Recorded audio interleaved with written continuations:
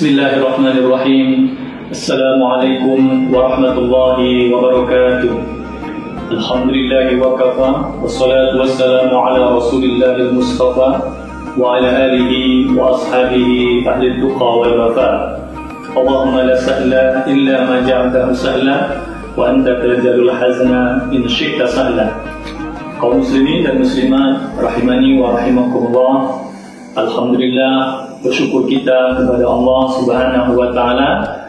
Pada saat ini kita sudah berada di bulan Syawal. Syawal di dalam bahasa Arab artinya meningkat. Mudah-mudahan di bulan Syawal ini dan bulan-bulan berikutnya amal ibadah kita semakin meningkat. Salat kita meningkat, sedekah kita meningkat, zikir kita meningkat, doa kita meningkat, ikhlas, sabar, tawakal kita meningkat, dan semuanya meningkat. Kaum muslimin dan muslimat rahimani wa rahimakumullah.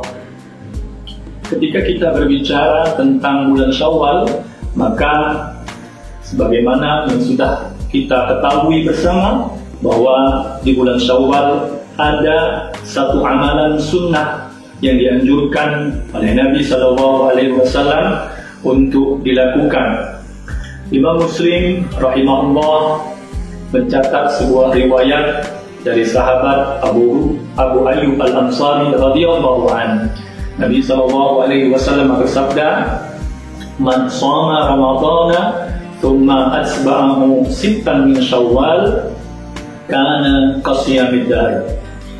Barang siapa yang berpuasa di bulan Ramadan, kemudian ia mengikutinya dengan berpuasa 6 hari di bulan Syawal, maka ia akan mendapatkan pahala seperti berpuasa selama 1 tahun penuh. Kaum muslimin dan muslimat rahimani wa rahimakumullah, di dalam hadis yang mulia ini menunjukkan keutamaan berpuasa 6 hari di bulan Syawal. Dan ini merupakan karunia agung dari Allah Subhanahu wa taala kepada hamba-hambanya yang beriman. Betapa tidak rasanya sulit sekali bagi kita dan mungkin mustahil bagi kita untuk melaksanakan ibadah puasa selama 1 tahun penuh. Namun dengan rahmat Allah, kasih sayang Allah Subhanahu wa taala, kita diberikan kemudahan untuk mendapatkan pahala seperti berpuasa selama 1 tahun penuh. Ma'asyiral muslimin rahimani wa rahimakumullah. Di dalam hadis yang mulia ini pula kita bisa mengambil beberapa faedah. Faedah yang pertama yaitu berkaitan dengan ibadah puasa sunnah 6 hari di bulan Syawal itu sendiri. Setidaknya ada 3 poin yang perlu kita perhatikan dari faedah yang pertama ini. Poin yang pertama, seperti yang disebutkan oleh Nabi SAW di dalam hadis tadi, "Man shoma Ramadhana", barang siapa yang berpuasa di bulan Ramadan. Artinya, syarat yang pertama untuk kita bisa mendapatkan pahala seperti berpuasa setahun penuh adalah dengan telah dilaksanakannya puasa Ramadan sebulan penuh. Maka bagi siapapun yang tidak berpuasa di bulan Ramadan tanpa uzur syar'i, tanpa halangan yang dibenarkan oleh syariat, maka dia tidak bisa mendapatkan keutamaan yang ada di dalam hadis ini. Lalu pertanyaannya, bagaimana dengan kaum wanita, ibu-ibu yang pada bulan Ramadan mereka mendapatkan uzur tidak berpuasa, uzur syar'i, sehingga mereka tidak berpuasa, misalnya karena haid? Maka para ulama menyebutkan bahwa yang paling utama, yang paling afdal ketika ia ingin melaksanakan puasa 6 hari di bulan Syawal, maka terlebih dahulu ia mengqadha atau membayar hutang puasanya yang ia tinggalkan. Setelah ia melaksanakan atau menunaikan hutang puasa Ramadannya, maka baru setelah itu ia bisa melanjutkan dengan puasa 6 hari di bulan Syawal. Karena Ramadan tidak disebut sempurna kalau masih ada puasa yang belum kita tunaikan, hutang yang belum kita tunaikan dari puasa Ramadan. Kaum muslimin dan muslimat rahimani wa rahimakumullah. Adapun poin yang kedua, Nabi SAW menyebutkan thumma atsba'ahu sittan min Syawal, kemudian mengikutinya dengan berpuasa 6 hari di bulan Syawal. Artinya ketika seseorang sudah melaksanakan puasa Ramadan sebulan penuh, lalu kemudian ia melanjutkannya dengan berpuasa 6 hari di bulan Syawal, maka insya Allah dia akan mendapatkan apa yang disebutkan oleh Nabi SAW di dalam hadis ini, yaitu mendapatkan pahala seperti melaksanakan ibadah puasa 1 tahun penuh. Bagaimana teknisnya seseorang bisa melaksanakan puasa Syawal ini? Imam Nawawi rahimahullah di dalam syarah Sahih Muslim menyebutkan bahwa di dalam pendapat mazhab Syafi'i yang paling utama puasa Syawal dilakukan secara berurutan. Namun jika dilakukan tanpa berurutan atau dilakukan di akhir-akhir bulan Syawal, puasa Syawalnya tetap akan mendapatkan keutamaan seperti yang disebutkan oleh Nabi SAW. Ma'asyiral muslimin rahimani wa rahimakumullah. Adapun poin yang ketiga yang perlu kita perhatikan di dalam hadis ini adalah seperti yang disebutkan oleh Nabi SAW, karena kasiyamid dahr, bahwa seseorang jika sudah melaksanakan ibadah puasa Ramadan sebulan penuh, lalu kemudian dilanjutkan dengan berpuasa 6 hari di bulan Syawal, maka ia akan mendapatkan pahala seperti berpuasa selama 1 tahun penuh. Kaum muslimin dan muslimat rahimani wa rahimakumullah. Ketika berbicara tentang pahala yang besar ini, tentunya ada satu pertanyaan yang muncul di benak kita. Kita sudah melaksanakan puasa Ramadan 30 hari, lalu kemudian kita berpuasa 6 hari di bulan Syawal. Lalu Nabi SAW menyebutkan bahwa dengan pelaksanaan puasa seperti itu kita akan mendapatkan pahala seolah-olah seperti kita berpuasa selama 1 tahun penuh. Bagaimana penjelasan hadis ini? Maka untuk menjelaskannya kita kembali kepada Al-Quran dan Sunnah Nabi SAW serta penjelasan para ulama-ulama kita. Al-Quran di dalam surah Al-An'am ayat 160 menyebutkan, A'udzubillahi minasyaitonirrajim, man jaa'a bil hasanati falahu asyru amsalihha wa man jaa'a bis sayyi'ati fala yujza illa mithlaha wa hum la yuzlamun. Barang siapa yang membawa amal baik, melakukan amal kebaikan, 1 kali dia melakukan amal kebaikan, maka kata Allah Subhanahu wa taala, falahu asyru amsalihha, maka baginya 10 kali lipat amalnya. Wa man jaa'a bis-sayyi'ati, dan barang siapa yang membawa perbuatan buruk, melakukan amal buruk, perbuatan buruk, fala yujza illa mislah, maka dia tidak diberi pembalasan illa mislah, kecuali melainkan seimbang dengan kejahatannya. Inilah salah satu bentuk rahmat dan kasih sayang Allah Subhanahu wa taala. Ketika kita melakukan 1 kali kebaikan, maka pahalanya 10. Tetapi ketika kita melakukan 1 kali kejahatan, maka Allah tidak membalasnya dengan 10 kejahatan, tapi hanya memberikan balasan seperti kejahatan yang ia lakukan.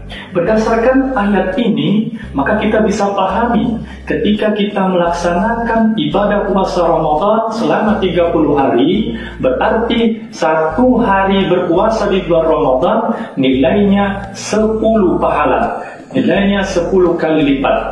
Maka ketika kita berpuasa sebanyak 30 hari, maka perhitungannya menjadi 300 pahala. Lalu kemudian ditambah dengan 6 hari di bulan Syawal menjadi 60. Maka 300 ditambah 60 menjadi 360 pahala yang kita dapatkan. 360 ini adalah perhitungan selama 1 tahun. Seolah-olah kita berpuasa Ramadan 1 bulan, kemudian ditambah dengan puasa 6 hari di bulan Syawal, seperti kita berpuasa setiap hari sepanjang tahun, selama 1 tahun penuh. Ini yang dimaksud oleh Nabi SAW tentang mendapatkan pahala seperti berpuasa selama 1 tahun penuh ketika kita sudah menunaikan ibadah puasa Ramadan dan dilanjutkan dengan puasa Syawal. Kaum muslimin dan muslimat rahimani wa rahimakumullah. Adapun faedah yang kedua yang bisa kita ambil dari hadis ini adalah bahwa ibadah-ibadah sunnah merupakan penyempurna kekurangan ibadah-ibadah atau amalan-amalan wajib. Hal ini dapat kita temukan di dalam banyak hadis Nabi SAW. Salah satunya hadis yang berkenaan dengan sholat fardu, yaitu ketika Nabi SAW mengatakan, Inna awwala ma yuhasabu bihi al-abdu yawmal qiyamah min amalihi sholatuhu. Sesungguhnya amal yang pertama kali dihisab di hari kiamat dari seorang hamba adalah solatnya. Fa in soluhan, apabila solatnya baik, faqad aflaha wa anjah, maka ia telah beruntung dan selamat. Wa in fasadat, dan jika solatnya rusak, tidak benar solatnya, faqad khaba wa khasira, maka sungguh dia celaka dan merugi, kata Nabi SAW. Dan kemudian Nabi SAW meneruskan, fa in taqasa min faridatihi syai'un, jika di dalam sholat fardunya, di dalam sholat wajibnya terdapat kekurangan-kekurangan, qala Rabb azza wa jalla, maka Allah subhanahu wa ta'ala pada saat itu akan mengatakan, unzuru hal li'abdi min tatawwu, periksalah apakah ada pada hambaku amalan-amalan sunnah, fayukammala biha ma intaqasa minal fariidah, amalan-amalan sunnah yang bisa menyempurnakan kekurangan-kekurangan dari amalan-amalan fardunya, dari sholat fardunya. Kaum muslimin dan muslimat rahimani wa rahimakumullah, berdasarkan hadis ini kita bisa mengambil kesimpulan bahwa puasa Syawal yang kita lakukan sebenarnya bisa menjadi penyempurna dari kekurangan-kekurangan yang ada pada puasa Ramadan. Para ulama menafsirkan hadis ini menjadi 3 penafsiran, menjadi 3 pendapat tentang amalan sunnah yang bagaimanakah yang bisa menjadi penyempurna dari dari kekurangan-kekurangan yang ada pada amalan fardu, dari kekurangan-kekurangan yang ada pada amalan wajib. Maka ulama berbeda-beda pendapat dalam masalah ini, dan ada 3 pendapat, ada 3 penafsiran. Penafsiran yang pertama, amalan sunnah yang berfungsi menyempurnakan amalan wajib adalah amalan sunnah yang satu kelompok dengan amalan wajib. Contoh, sholat fardu dengan sholat sunnah rawatib, sholat fardu dengan sholat qobliyah dan ba'diyah. Ini satu kelompok. Maka kekurangan pada sholat fardu itu disempurnakan oleh sholat-sholat rawatib, sholat-sholat qobliyah dan ba'diyah yang kita lakukan. Kekurangan kita di dalam sholat subuh misalnya, maka akan ditutupi oleh sholat sunnah qobliyah subuh. Termasuk di dalam hal ini adalah kekurangan di dalam puasa Ramadan itu bisa disempurnakan oleh puasa Syawal. Ini untuk pendapat yang pertama, bahwa amalan sunnah yang bisa berfungsi menyempurnakan kekurangan amalan wajib adalah amalan sunnah yang satu kelompok dengan amalan wajibnya. Pendapat yang kedua, penafsiran yang kedua dari para ulama, amalan sunnah yang berfungsi menyempurnakan kekurangan amalan wajib adalah amalan sunnah yang sejenis dengan amalan wajibnya. Misalnya, ketika kita ada kekurangan di dalam sholat fardu, maka bisa disempurnakan oleh sholat-sholat sunnah lainnya. Tidak mesti sholat sunnah rawatib, qobliyah, ba'diyah. Bisa disempurnakan dengan sholat tahajud kita, sholat duha kita, dan sholat-sholat sunnah lainnya. Ini maksud dari pendapat kelompok yang kedua, bahwa amalan sunnah yang bisa menyempurnakan kekurangan amalan wajib adalah amalan sunnah yang sejenis dengan amalan wajib. Puasa Ramadan, kekurangan-kekurangan yang ada di dalamnya bisa disempurnakan dengan puasa sunnah Syawal, puasa Senin Kamis, puasa Arafah, puasa Asyura, dan puasa-puasa lainnya. Ini menurut pendapat yang kedua. Adapun pendapat yang terakhir, pendapat yang ketiga, bahwa semua ibadah sunnah mesti tidak sekelompok, meskipun tidak sekelompok atau sejenis dengan amalan wajibnya, dapat menghapus atau dapat menjadi penyempurna dari amalan kekurangan-kekurangan yang ada pada amalan wajib. Contoh, misalnya sholat fardu kita itu dapat disempurnakan dengan amalan-amalan sunnah yang tidak mesti harus satu kelompok dengan sholat fardu tadi atau sejenis dengan sholat fardu. Bisa disempurnakan dengan sedekah, bisa disempurnakan dengan zakat, bisa disempurnakan dengan amalan-amalan yang lain. Ini menurut kelompok yang ketiga, pendapat yang ketiga. Dari tiga pendapat ini, kami sendiri secara pribadi lebih cenderung kepada pendapat yang kedua, bahwa kekurangan yang ada pada amalan-amalan wajib kita itu dapat disempurnakan oleh amalan-amalan sunnah yang sejenis. Kekurangan pada sholat fardu kita dapat kita sempurnakan dengan sholat sunnah rawatib, dengan sholat sunnah duha, dengan witir, dengan qiyamul lail, tahajud, dan lain-lain sebagainya.